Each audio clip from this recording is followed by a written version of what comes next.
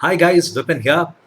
Now, many of my students have been asking me the difference between rights issues, private placements, uh, initial public offers, then follow on public offers, and the like.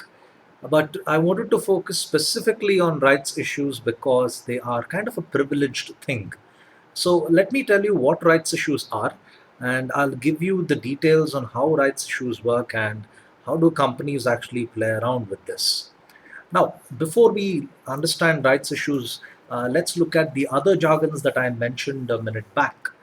One of them being private placements. Now, private placements is something wherein you don't go about selling shares to the public. You sell it to under 50 people. That is no greater than 50, 50 maximum. You could say about half the size of a classroom. That's all that you're going to sell the shares to. Now, what happens in private placements is the people whom you choose to sell your shares, these people buy a large quantity of these shares. So, what happens here is the number of people are less, but how much money you're getting per person is actually more.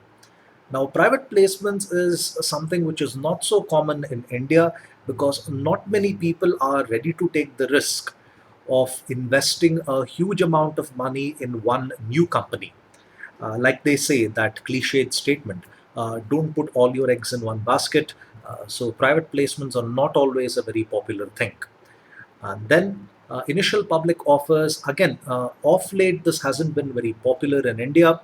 That's probably because the economy itself is not doing so great. I mean, you can just Google the economic indicators for manufacturing industry, and you can see how bad that is right now. So IPOs in India, initial public offer, not doing so well. That's when a new company decides to sell shares to the public. That is the entire billion. Okay, the entire country, in fact, is eligible to buy these shares. Then FPOs are follow-on public offers. Now, let's say all the money that you've collected from the initial public offer has been utilized and the capital has been exhausted.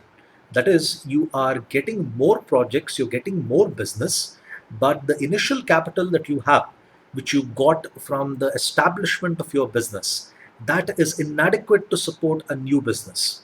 So what happens is you go about asking the public for additional round of financing. That's what they refer to as a follow-on public offer.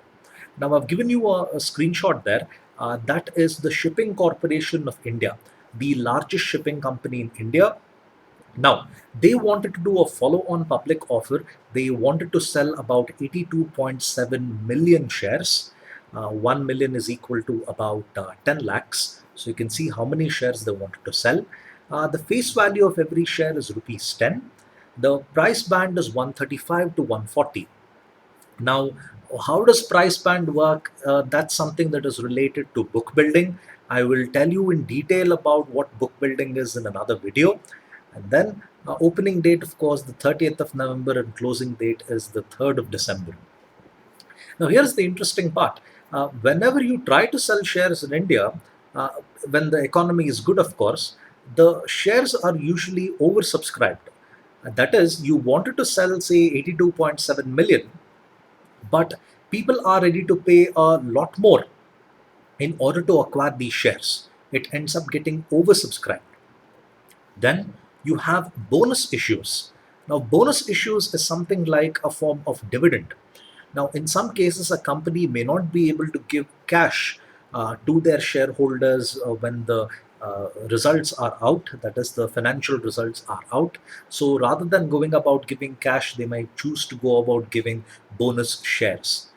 That is, free shares are given off to the public, the shareholders rather.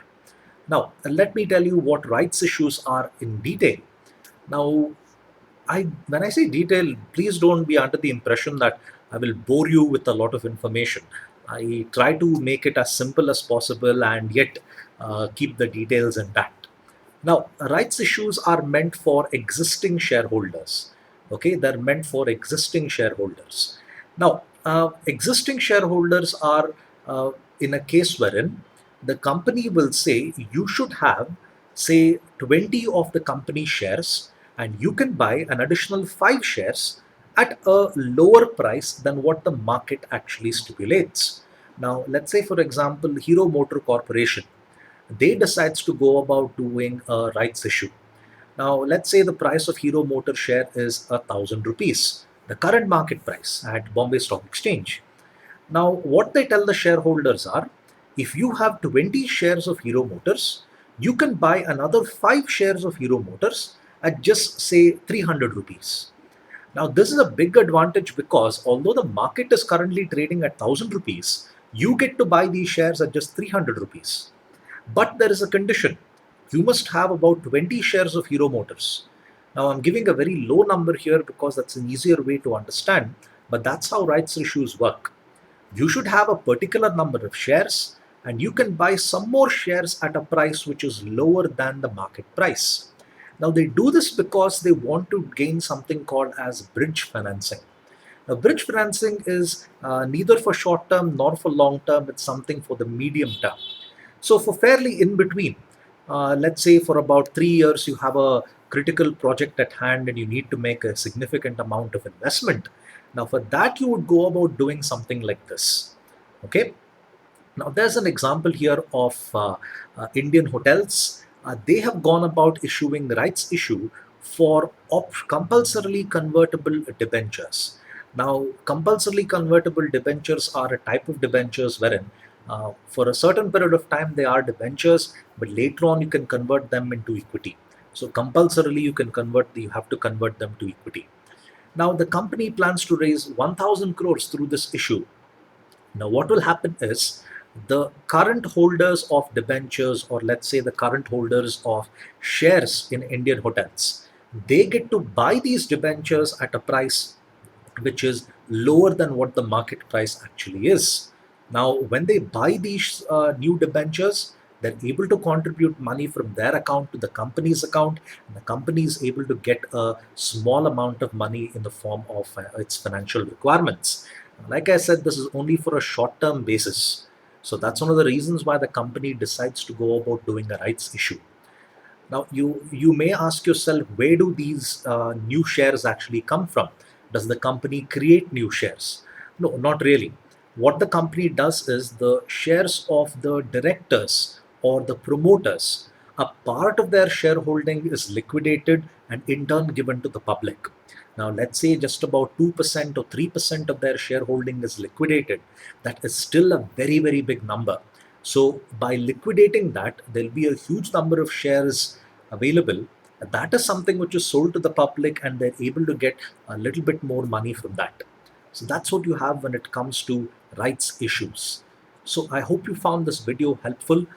Please visit my website, vipinmks.com. I regularly update articles related to education, careers. Of late, I'm writing articles related to mythology and quite a few other topics. So please go to my website as well and check out the content there. And of course, please subscribe to my videos. Thank you for your time. Have a nice day. Bye.